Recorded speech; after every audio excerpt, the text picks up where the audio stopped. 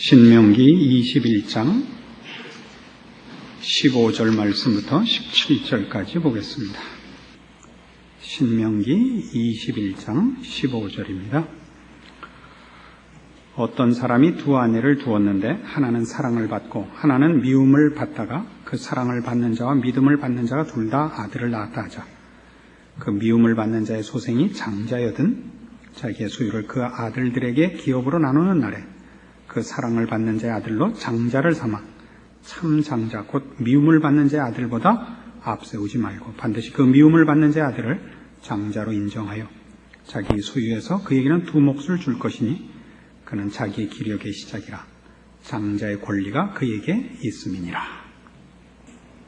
우리 옛날 역사를 보면 어느 나라에서나 그 임금이 여러 처첩을 거느리고 있다가 그 낳은 여러 아들들 중에서 장자에게 권좌를 물려주지 않고 자기가 사랑하는 그 첩의 자식에게 주려고 그래갖고 그 말썽이 나는 그런 역사를 어느 나라에서나 보고 있습니다.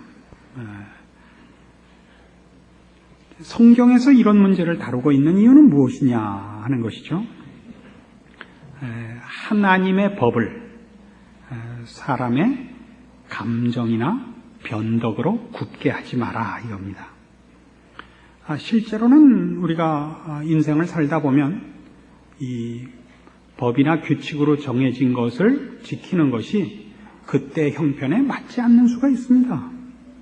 장자가 분명히 실력이 안 되는데 기업을 물려받는다든가 혹은 나라를 물려받는다든가 혹은 가업을 이어받는 것이 맞지 않을 때가 있습니다. 그럼 차남이나 또 다른 사람이 그 실력 있고 감당할 수 있는 사람이 하는 것이 맞죠. 그러니까 여기서 얘기하고자 하는 것은 그런 차원의 얘기는 분명 아닙니다. 지금 조금 전에 말씀드린 바와 같이 하나님이 정하신 법을 그 경직성을 가진 차원에서가 아니고 외형적 차원에서가 아니라 옳고 그른 것, 목표, 내용, 원리 이런 것들이 하나님 손에 있지 우리 손에 있지 않다는 걸 알라 그런 얘기입니다. 법이란 생명과 의와 유익에 맞게 흘러가는 것이 법이지 융통성도 없고 생명에 관한 이해도 없이 자를 대고 선을 긋고 칼로 아무거나 그냥 반듯하게 잘라내는 것이 법은 아닌 것입니다. 그러나 지금 우리에게 제시한 이런 것들로 말하자면 하나님이 우리에게 규칙을 세우고 법을 세우는 것은 뭐냐 하면 마치 우리 차를 몰고 나갈 때 차선이 있고 신호등이 있는 것 같아서 인간의 삶에 있어서 중요한 판단 기준이 되고 자신을 점검할 수 있게 하는 그런 중요한 안내로 하나님의 법이 서 있다는 것입니다. 그래서 하나님의 법을 따라서 살아보면 우리가 그것이 경직된 어떤 레일 위를 고정된 레일 위로 인도함을 받는 것이 아니라 하나님이 의로우시고 자비로우시고 노하기를 더디하시며 인간을 사랑하시고 범죄한 자에게 회심할 기회를 주시는 모든 사람을 살리고 유익해 하고 복되게 하시려고 한다는 것을 어느 곳에서나 발견하게 되는 것입니다. 이것이 성경이 우리에게 준 하나님의 법이요 우리 보고 지키라 하는 것들이지 그것으로 인하여 우리를 말하자면 그 범법자를 처벌하기 위하여 함정수사를 걸듯이 무슨 올무를 놓듯이 사냥꾼이 그 포획물을 노리는 것 같이 그렇게 법이 주어진 것은 아닙니다. 그래서 결국 여기서 사랑하는 아내와 그렇지 않은 아내 두 여자를 이제 가지게 됐는데 그 중에 사랑하는 여인으로부터 난 소생이 좋아하지 않는 여인에게 난 소생보다 나중에 낫거든. 내가 비록 그 여인을 좋아하지 않고 그 장자된 자를 사랑하지 않더라도 법대로 장자의 몫을 줘라 하는 것은 우리의 인생에 있어서 내가 내 삶의 기준이나 결정권을 가지지 않는다는 것을 깊이 인식하고 살아야 된다. 그런 얘기가 됩니다. 사람은 원칙이 없죠. 사람은 보통은 기분과 편견에 사로잡히는 적이 훨씬 많습니다. 사람은 지혜롭지 않습니다. 사람은 분별력이 그렇게 뛰어나지 않고 또 성실하지 않습니다. 어제는 이랬는데 오늘은 또 다르고 내일 또 어떻게 될지 모릅니다. 인간이란 참으로 고약한 존재라서 자기도 자기가 어떻게 될지 모르는 것이죠. 그걸 알고 살아서 내가 무엇을 기준으로 삼아야 되는가로 자기를 제어하는 것과 난 나 하고 싶은 대로 하겠다. 그것이 자유다. 이렇게 생각하는 것은 얘기가 다르지 않습니까? 자유란 뭐죠? 언젠가 한번 말씀드리면 자유란 올바른 질서를 가지는 것입니다.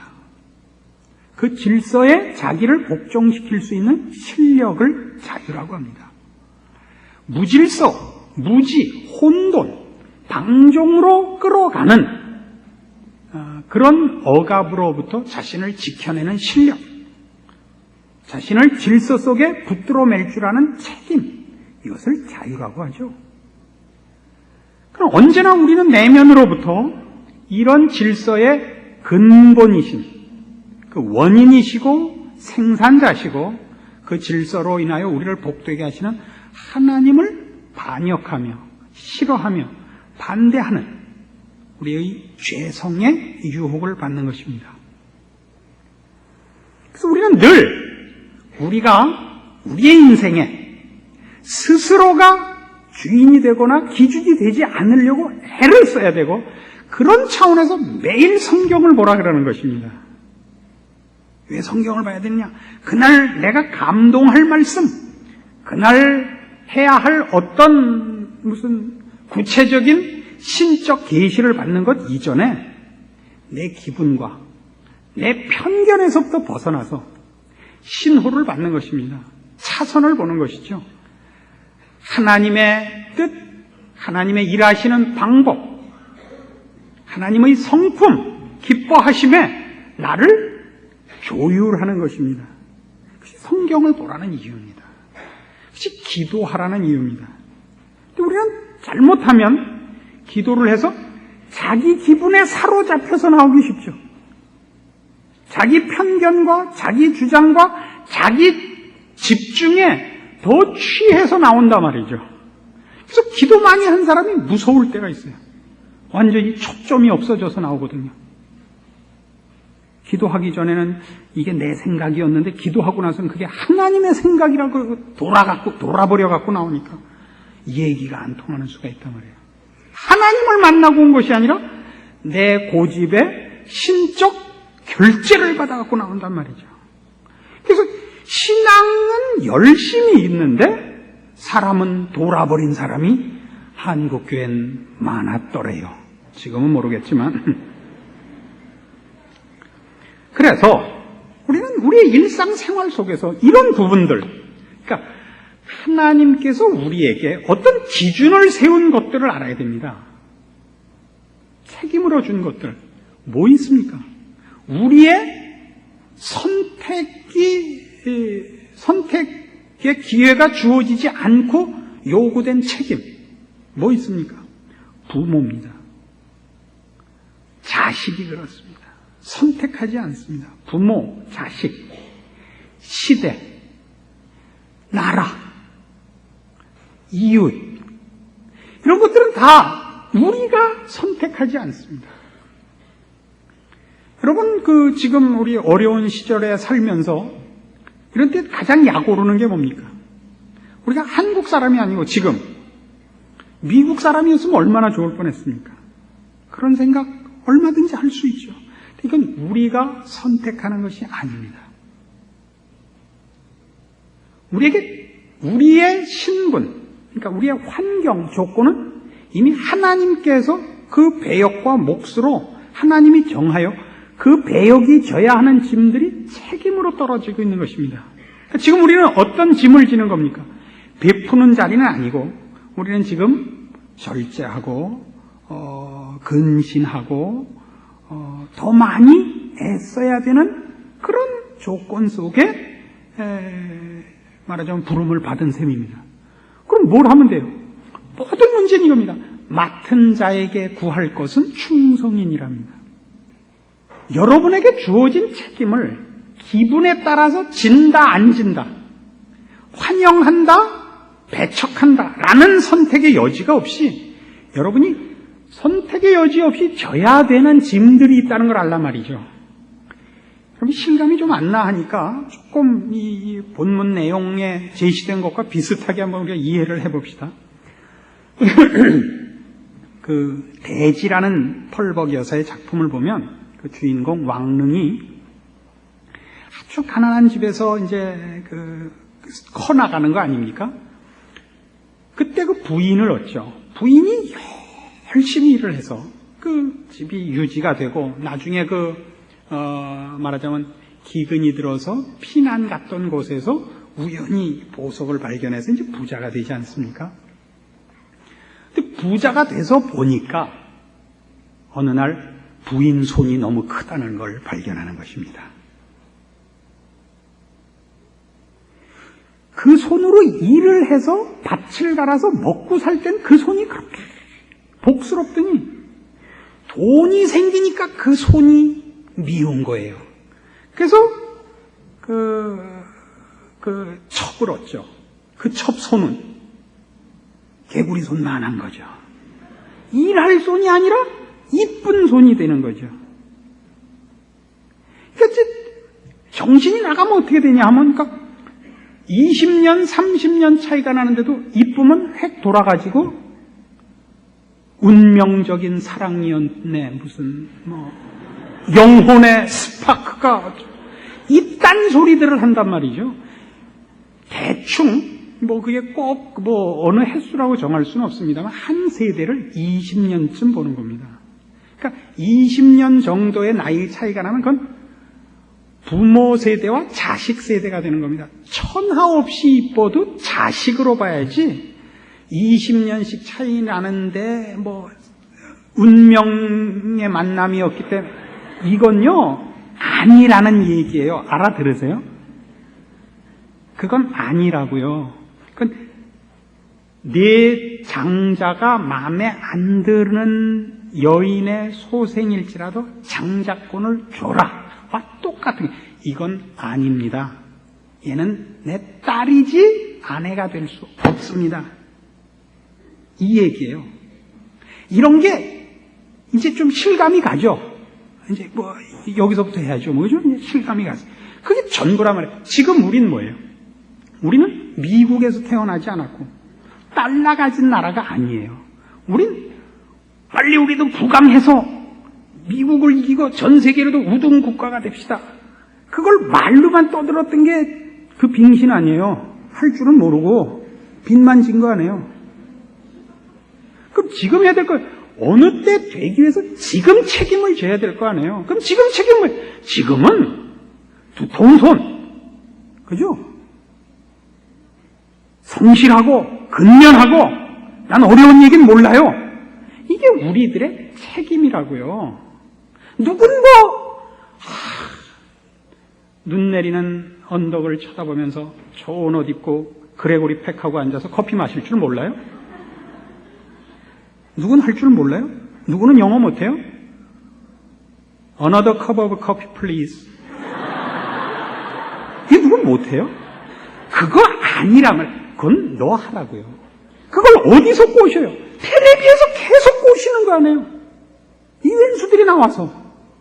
그거 그러니까 텔레비로 보시고 그걸로 됐단 말이에요. 그걸로 푸시라고요. 저는 조금 이런 부분에서는 독특한 사람입니다만 저는 여행을 가서 거의 구경을 가지 않습니다. 이제 보통 간 일로만 하고 당연히 건강상 그렇고 멘탈리티가 좀 메마른 데가 있습니다. 제가 주성호 목사님 말로 하면 정서가 메마른 사람은 늘 그런 표현을 했는데 맞죠. 영적인 것이 너무 많아서 다른 여지가 없어요. 몇 년 전인가 북경에 갔을 때도 그때 박동준 목사랑 같이 갔는데 박동준 목사는 자금성은 봐야 된다 이거예요. 난 싫다 이거예요. 여기까지 와서 내가 안 봐도 그건 거기 있다 이거예요. 자금성이 거기 있잖아. 가서 좋으면 뭐 할 거예요? 좋으면 내가 그걸 살 거예요. 거기 가서 디비전 누울 거예요. 그냥 있는데 그래서 역대 중국 왕이 거기 살다 다 돌아가셨다고요. 나는요 그 시간이 있으면 호텔에서 자야 돼요. 나야가라 폭포, 글쎄 지금도 그 폭포에 물이 떨어진다고요. 내가 보면 갑자기 물이 쓰는 것도 아니고 내가 보면 더 글쎄 사진에서 다 봤잖아요. 그거가 실물로 보는 글쎄 얘네들은 뭐 타이타닉 글쎄 그게 옛날에 침몰했다고요. 많은 사람이 죽었어요. 그래서요. 그래서 영화도 좋대요. 그러라고요. 여러분이 여유가 있어서 그런 걸 감상하실 수 있어요. 그리고 본연의 자리로 돌아와야죠. 우린 뭐야? 이건 안 된단 말이에요. 억울해 하시지 말라고요. 우리가 지금 맡은 일이 무엇인가를 보세요. 여러분에게 맡긴 일들, 여러분은 지금 어렵죠. 무지무지하게 어려운 일들이 자꾸 생기고 있습니다. 보증 서서 어려워진 사람들 앞으로 더 생기겠죠. 모든 일이 다 잘 안 됩니다. 잘 되는 사람 하나 있고 안 되는 사람 1000명입니다. 점점 어려워집니다. 주변에 다 우울한 얼굴이고 만나는 사람마다 어려운 소식을 전해받고 있습니다. 그런데 해야 되는 거예요. 그럼 산다는 것이 그렇게 쉬운 건 줄 아셨습니까? 저기 돈 많이 갖고 좋은 데 살면 그 사람들은 편하게 사는 줄 아십니까? 그렇지 않습니다. 그들은 훨씬 고급한 문제를 또 가지는 법입니다. 사람은 하나님 안에서 순종하기로 결심하지 않는 이상 그 인생의 문제에 사활이 걸린 문제가 안 일어나는 사람이 없습니다. 죽음을 염두에 두지 않고 하루를 보낼 수 있는 사람은 없습니다. 정신병자가 아닌 다음에는. 금치산자가 아닌 다음에는. 산다는 건 물질의 문제도 아니고 환경의 문제도 아닙니다. 그의 영혼이 하나님 앞에 평안을 얻기 전에는 이 세상에서는 누구도 해답도 행복도 평안도 없습니다. 그런데 누구는 물질적인 것을 가짐으로써 그것을 위장을 할 수 있죠. 좋은 차 타고 좋은 집에 살면 그 사람이 가진 고민과 위기는 없는 것 같이 위장이 되어 보이죠. 그렇지 않습니다.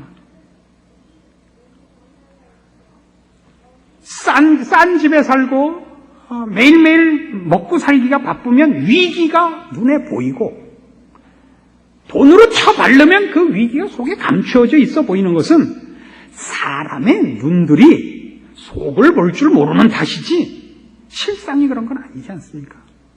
모든 문제는 가진 자들에서부터 나오지 않습니까? 누가 이혼해요? 어렵게 살고 이혼하는 사람 봤어요? 돈 가져서 이혼하지. 누가 마약해요? 돈 가진 사람이 마약하죠.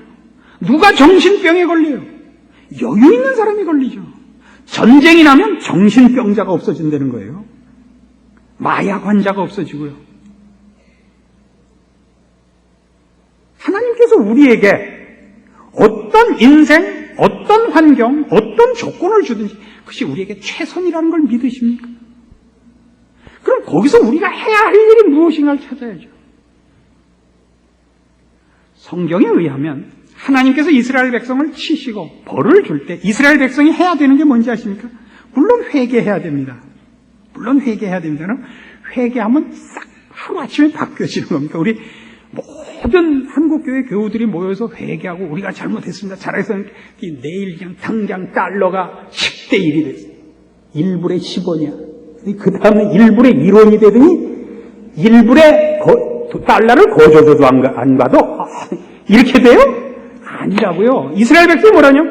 너희가 잘못하여 나에게 벌을 받는 줄 알게 되거든 순히 벌을 받으라. 그 주신 벌을 순종하라고요. 하나님께서 저들을 외적의 침입 아래 두고 기근을 만나게 하고 혹 이방 국가에 뽑아가고도 잡혀간 곳에서 우리의 잘못으로 이 꼴을 당했습니다라고 그 당한 현실을 인정하고 회심하는 마음으로 감수하고 살라고 돼 있어요. 그 노예 생활을, 그 핍박을 감수하라고 그걸 기뻐하신다고요. 여러분 자녀 때려보면 어때요? 자녀가 잘못했을 때 부모 입장에서는 자녀가 제일 잘못하는 게 뭐죠? 잘못했습니다 말 안 하는 거죠. 계속 핑계를 대죠. 잘못했습니다. 전 맞아서 쌉니다. 힘껏 때려주십시오. 그래야 맞죠. 그래야 맞는 거 아니에요? 맞는 게 맞는 거 아니에요?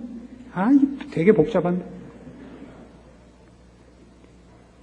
우리의 지금 환경이라는 데서 저는 전혀 불만이 없습니다. 우리는 한국 사람으로 태어났고 이 시대에 태어나서 물론 우리가 핑계대기 좋게 몇몇 정치 지도자들이나 한국의 사회 지도자들의 책임을 전가하는 발언들을 쉽게 합니다만은 궁극적으로는 우리의 책임 중에 더 중요한 부분은 이런 환경과 조건 속에서 우리의 할 일입니다. 한 사람으로, 하나님의 사람으로 우리에게 맡겨진 책임을 지는 것입니다. 그게 뭐예요? 이 짐을 지는 거죠. 내 마음에 들지 않는 자식에게 장자권을 인정하듯이 그렇게 여러분의 마음에 들지 않는, 여러분이 소원하지 않은, 여러분에게 억울한 짐을 지시라고요. 거기서 여러분이 믿지지 않는단 말이죠. 이것이 성경이 우리에게 가르치고 싶어하는 것입니다. 그 어느 때보다 어려움이 다가오고 있습니다. 군인들이 전쟁을 준비하죠. 그래서 늘 전쟁을 대비해서 훈련을 해요. 언제 써먹으려고 그래요? 전쟁 나면 써먹으려고. 우리가 가진 신앙 늘 준비해서 언제 써먹는 거예요? 우리 삶에 써먹어야죠. 우리 삶에 써먹어야죠. 여러분이 맡겨진 짐에 써먹어야죠. 근데 그동안 어디에 써먹냐면 우리 짐 아닌 한 다리 건넌 데다 써먹었어요. 한국교회가. 그게 뭐냐면 제가 보기엔 선교하고 전도 같아요. 그 일 자체야 중요한 일이지만 선교나 전도가 짐으로서가 아니었던 것 같습니다. 이젠 짐이 됐어요. 이제 우리가 선교하고 전도하는 것이 용돈에서 주는 돈으로 이제 못하게 됐어요. 살을 잘라내고 해야 되게 됐어요. 그렇게 해야 돼요. 내 용돈에서 선교비가 나가는 것이 아니라 내 생활비에서 선교비를 내야 되는 때가 됐어요. 이걸 어느 만큼 하느냐의 싸움입니다. 선교를 하자 말자의 싸움이 아니고 하나님의 사람으로 져야 하는 책임은 결국 우리의 마땅한 짐을 지는 자세에서입니다.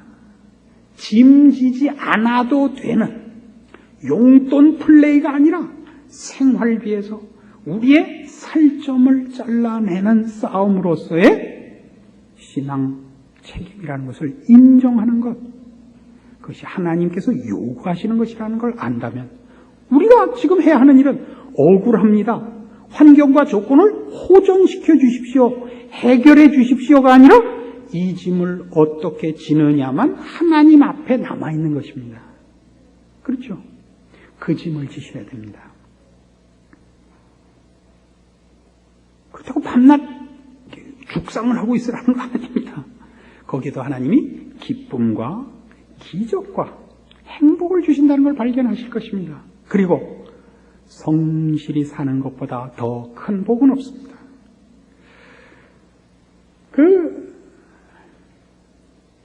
여기 그 얘기가 나온 대로 저는 해보진 않았지만 비슷하게 이해가 되는 것, 조강지초와 첩은 누가 더 이쁘겠어요? 여러분 생각에. 못 물어볼 걸 물어봤네. 내가.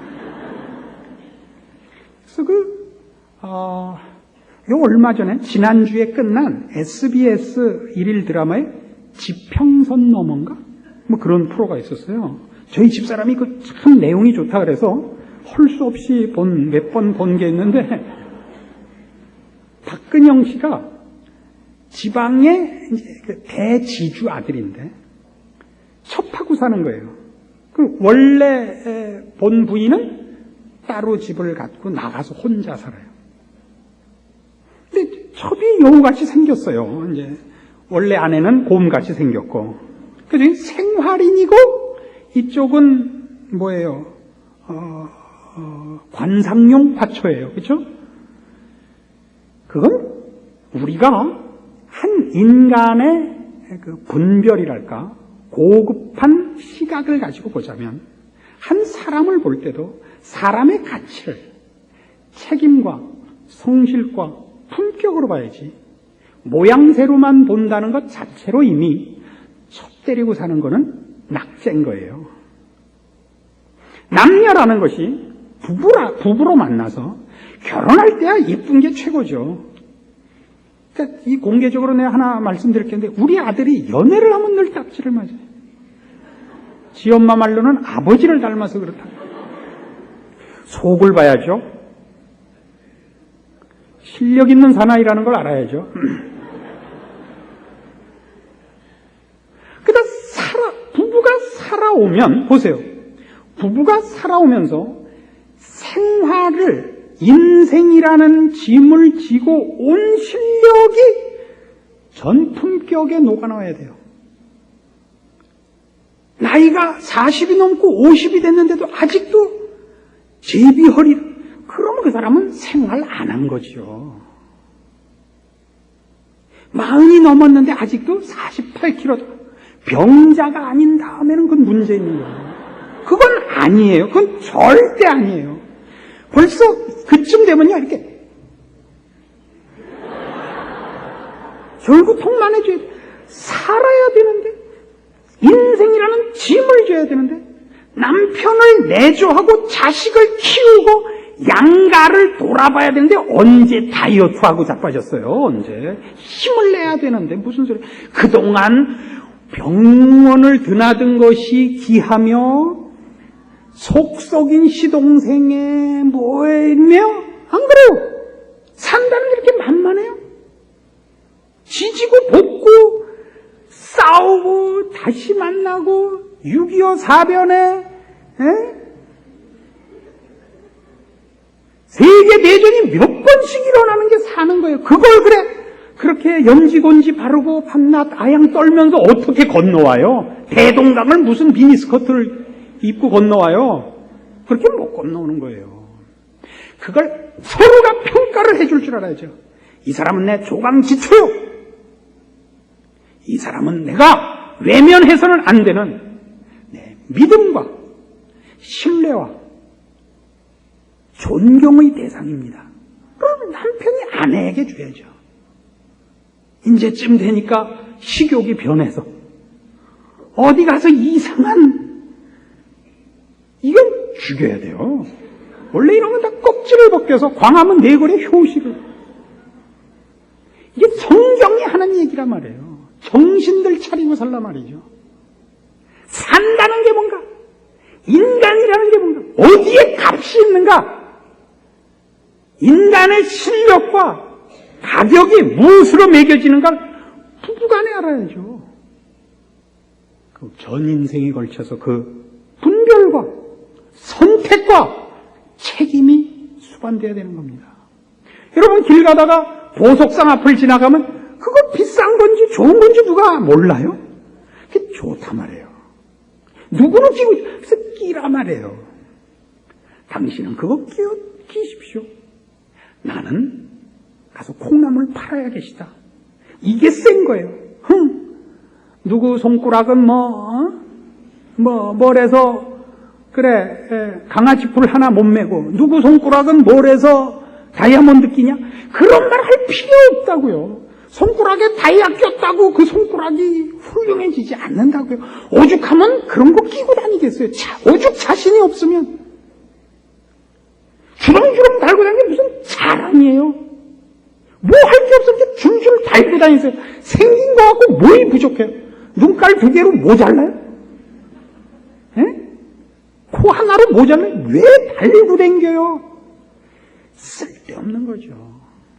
근데 아는 친구가 귀금속상을 하는데 IMF 한파로 장사가 안 돼서 하나 사줬다. 그러면야 내가 할 말이 없죠. 그러면 내가 할 말이 없는데 달고 다니실 필요 없어요.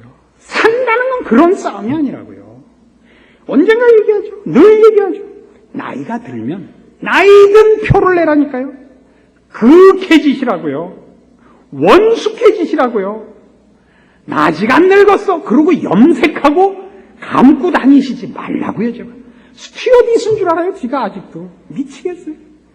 아직도 높은 하이힐에 허리를 그냥 붙들어 매서 부러지게 하고 오지 마세요. 권사님이 되면 권사님 같이 하세요. 이번에 권사님 되신 분들 정신 차리세요. 권사님 하려고 보니까 이건 막 완전히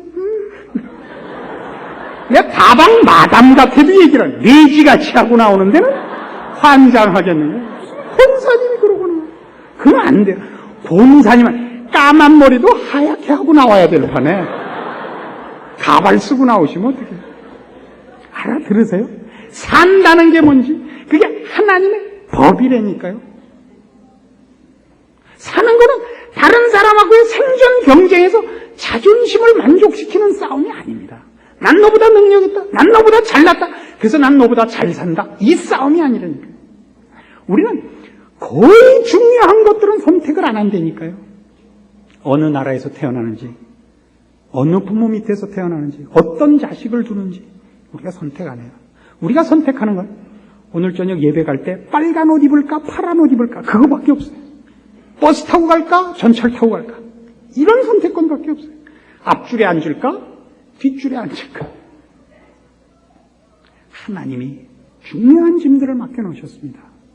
그걸 여러분들의 기분, 여러분들의 변동, 여러분들의 자기 확인을 위하여 하나님께서 맡긴 짐을 차버리는 우를 범하지 말라. 이게 오늘 하나님께서 우리에게 주시는 말씀입니다. 혹 제가 예를 든 것 중에 여러분에게 치명적인 예를 드린 것이 있다면 하나님 말씀이신 줄로 알고 회개하시고 저를 미워하지는 말아주십시오. 기도합시다. 하나님 아버지 은혜를 감사합니다. 우리의 삶이 하나님께서 우리에게 부과한 책임 있는 인생인 것을 확인하면서 억울함과 열등감을 벗어버리기로 합니다.